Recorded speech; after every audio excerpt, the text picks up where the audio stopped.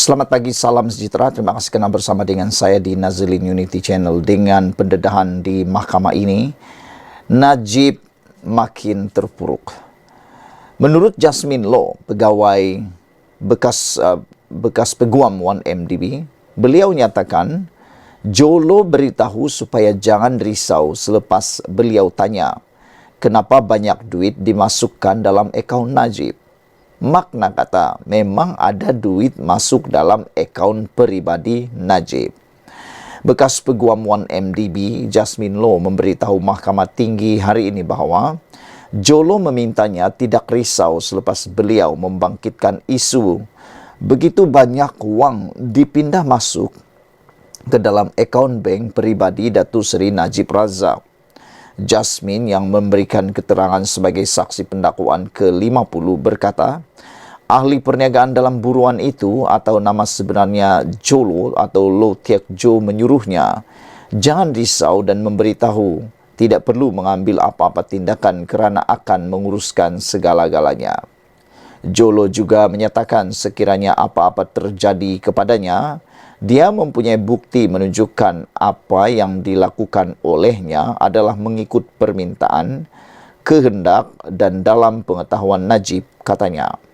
Terdahulu, Jasmine berkata, Jolo memberitahunya wang yang dimasukkan ke dalam akaun Najib adalah untuk dana politik Barisan Nasional BN khususnya UMNO, ketika beliau saksi membangkitkan mengapa perlunya begitu banyak wang dimasukkan ke dalam akaun bekas Perdana Menteri itu.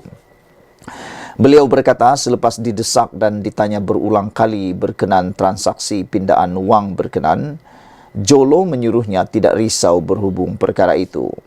Katanya beliau tidak tahu wang deposit security berjumlah Ringgit Malaysia 576,943,490 dan RM 790,354,855 dimasukkan daripada akaun Abar Investment PJS Limited BVI ke dalam akaun Blackstone Asia Real Estate milik Tan Kim Long sekutu Jolo. Seterusnya dimasukkan ke dalam akaun lain termasuk akaun Najib ketika transaksi itu dilakukan atau dilaksanakan. Saya hanya mengetahui mengenai semua transaksi berkenan melalui media dan laporan Jabatan Kehakiman Amerika Syarikat DOJ pada 2015 dan 2016. Selepas mengetahuinya, saya bertanya, Jolo, apa sebenarnya yang berlaku? Beliau menyatakan semuanya adalah sah, yang mana transaksi dibuat disokong perjanjian seperti promissory notice, tetapi Jolo tidak memberi saya butiran dan tidak menjelaskan lebih lanjut. Pada kepercayaan saya pada masa itu, arahan yang diberikan oleh Jolo untuk pelaksanaan arahan di 1MDB adalah selari dengan kehendak Najib. Keputusan saya ini berasaskan kepada insiden Jolo ada meminta saya menyediakan dokumen untuk ditandatangani oleh Najib dan saya dapati ia akan dipulangkan lengkap dengan tanda tangan beliau. Jolo juga ada meminta saya menyediakan status projek atau talking point untuk dia memaklumkan perkembangan semasa kepada Najib, kata beliau lagi. Sekian dulu untuk kali ini, ikuti terus ulasan berkaitan Najib selepas ini. Selamat petang, salam sejahtera. Terima kasih kerana bersama dengan saya di Nazilin Unity Channel. Pendedahan kali ini paling mengejutkan dalam kes 1MDB membabitkan Najib Tun Razak yang sedang meringkuk di penjara. Tak sudah-sudah tentang 1MDB. Walau bagaimanapun, selepas Najib mendapat pengampunan 50% dan pengurangan denda, kini nasib beliau semakin hari semakin malam. Ini apabila keterangan demi keterangan yang diberikan oleh Jasmine Law, bekas peguam 1MDB, kini makin membuka pekung yang banyak tersembunyi sebelum ini.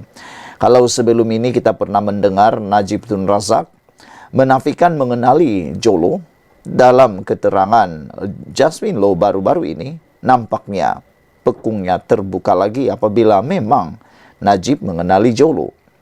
Selain daripada itu, apabila bercakap tentang surat daripada putra Arab, rupa-rupanya tidak wujud pun surat itu, ianya hanya ditulis oleh orang yang diarahkan oleh Jolo. Dan terkini, 1MDB ditipu masukkan dana ke syarikat palsu. Ini yang berlaku. Bayangkan, syarikat kepunyaan negara ini, 1MDB ditipu masukkan dana ke syarikat palsu. Bekas peguam 1MDB, Jasmine Low, hari ini memperincikan bagaimana syarikat pelaburan strategik itu diberdayakan dengan memindahkan sebanyak AS 576 juta 943.490 ke dalam syarikat luar pesisir palsu yang dikaitkan dengan ahli perniagaan dalam buruan Low Tiak Jo atau Jolo. Jasmine yang memberikan keterangan sebagai saksi ke-50 pendakwaan berkata, 1MDB melalui syarikat anak syarikatnya 1MDB Energy Limited memeterai perjanjian usaha sama dengan Abar Investment PJS Abu Dhabi dan syarikat induknya International Petroleum Investment CEO PIC dalam sektor tenaga. Beliau membacakan pernyataan saksi berkata, pada April tahun 2012, Ketua Pegawai Eksekutif CEO Abar Investment PJS Abu Dhabi Muhammad Badawi Al-Muhusani datang ke Kuala Lumpur dan berjumpa CEO 1MDB Datuk Syahrul Azral Ibrahim Helmi di pejabat 1MDB dan kemudian berjumpa dengannya. Jasmine berkata Muhammad Badwi memberitahunya bahawa beliau akan berjumpa Datuk Seri Najib Tun Razak sendiri bersama-sama Jolo dan memaklumkan segala perjanjian akan dibuat dengan 1MDB adalah menggunakan satu anak syarikat Abar Investment PJS Abu Dhabi iaitu Abar Investment PJS Limited. Katanya, beliau meminta dokumen yang menunjukkan dan mengesahkan ia adalah satu anak syarikat sebagai rujukan dan Muhammad Badwi menyuruhnya berhubung dengan Wayuni Siah daripada BSI Bank Singapura kerana Siah adalah pegawai bank yang membantunya menubuhkan anak syarikat itu.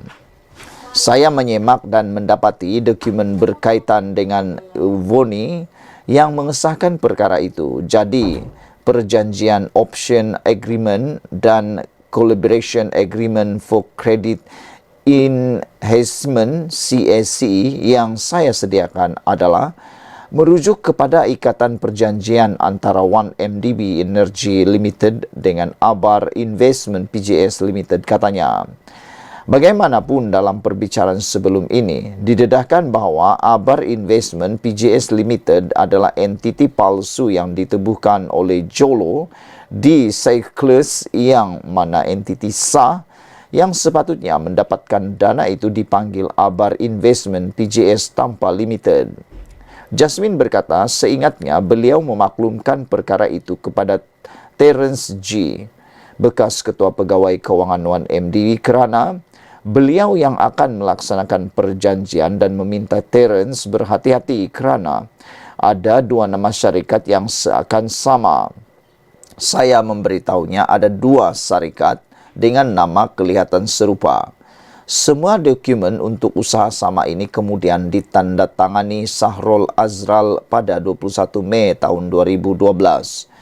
Berhubung aturan pengiriman wang dan pembayaran sebanyak AS 576 juta 943.490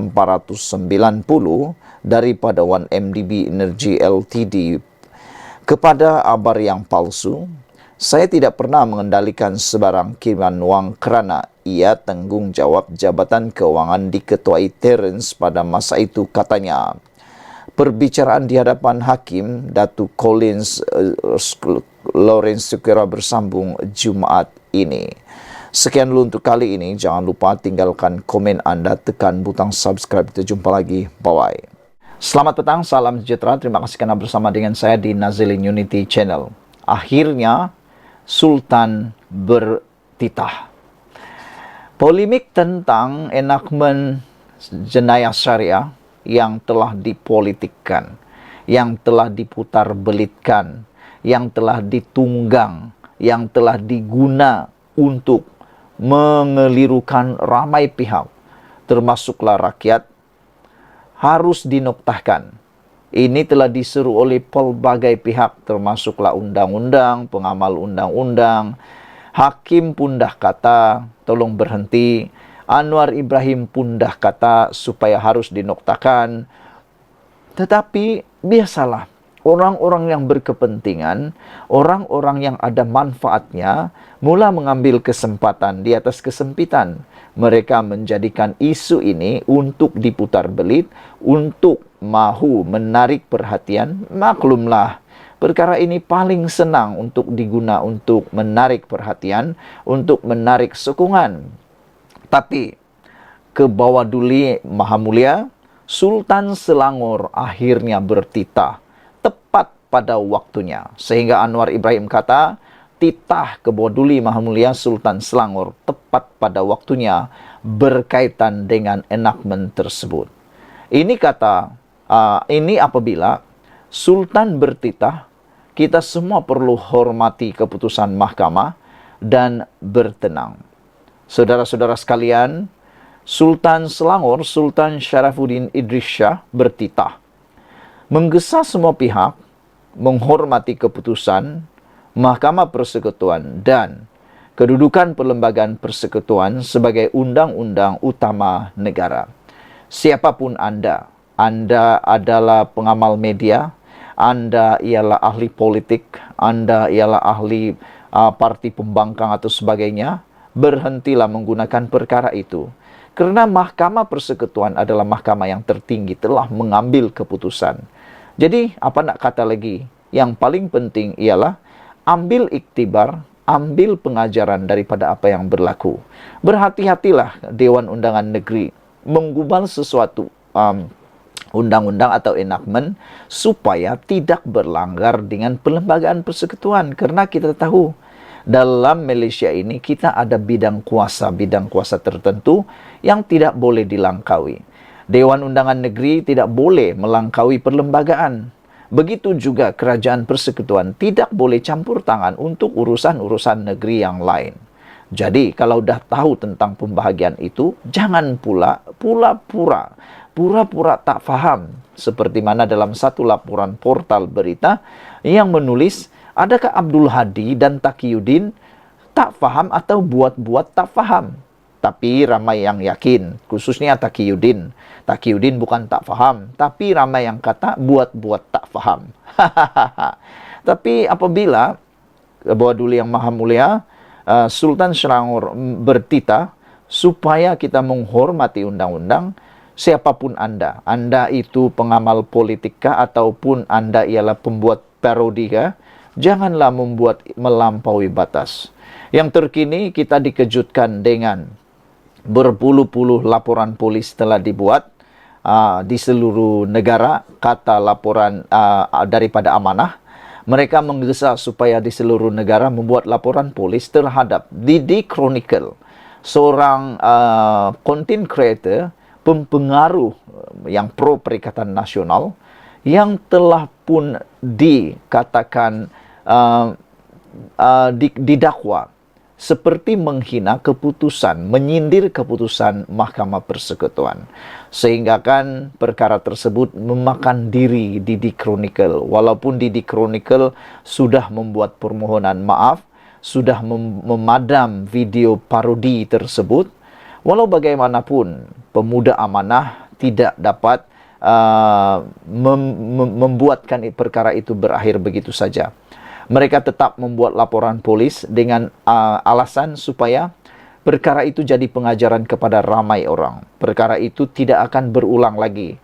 Kalau nanti dimaafkan begitu saja, kata mereka, nanti akan berulang dan berulang lagi. Jadi itu adalah pengajaran.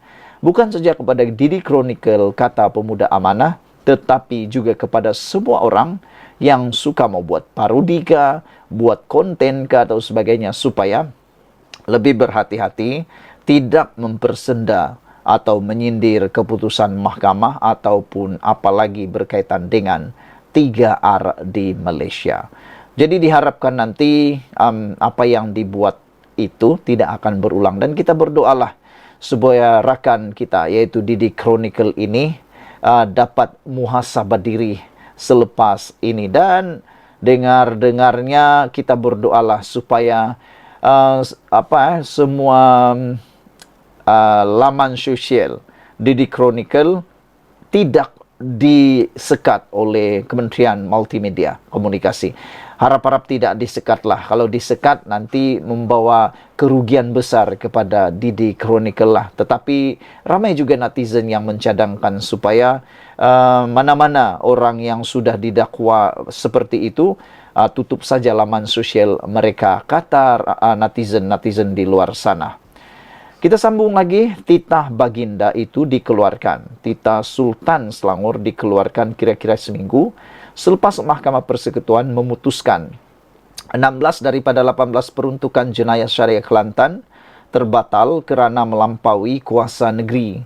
Dalam menangani isu yang berbangkit ini, apa yang lebih penting ialah usaha kita dalam mencari jalan untuk mengatasi segala permasalahan yang timbul dengan mengkaji kaedah memperluaskan kompetensi Badan Perundangan Negeri dan mengubal undang-undang jenayah untuk mengubal undang-undang jenayah syariah dalam kerangka yang ditetapkan oleh Perlembagaan Persekutuan Titah Baginda. Inilah yang kita kata tadi, ambil iktibar bukannya dipolemikkan dan dipolitikkan. Ambil iktibar, berhati-hati bila menggubal satu undang-undang supaya tidak bercanggah dengan Perlembagaan Persekutuan. Terdahulu, Majlis Kebangsaan bagi Hal Ehwal Agama Islam, MKI, yang dipengerusikan Baginda bersidang di Putrajaya hari ini. Ia turut dihadiri Perdana Menteri Anwar Ibrahim dan Menteri Agama Muhammad Naim Mokhtar. Sementara itu, Baginda juga bertitah kajian juga perlu dibuat sekiranya ada keperluan memindah perlembagaan atau undang-undang bagi memastikan kuasa Badan Perundangan Negeri termaktub secara jelas.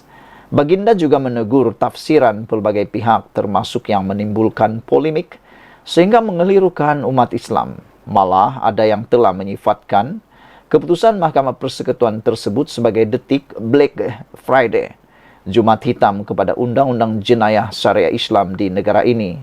Beta tidak berhasrat untuk turut sama terlibat dalam polemik tersebut, titah Baginda tanpa menyebut mana-mana pihak.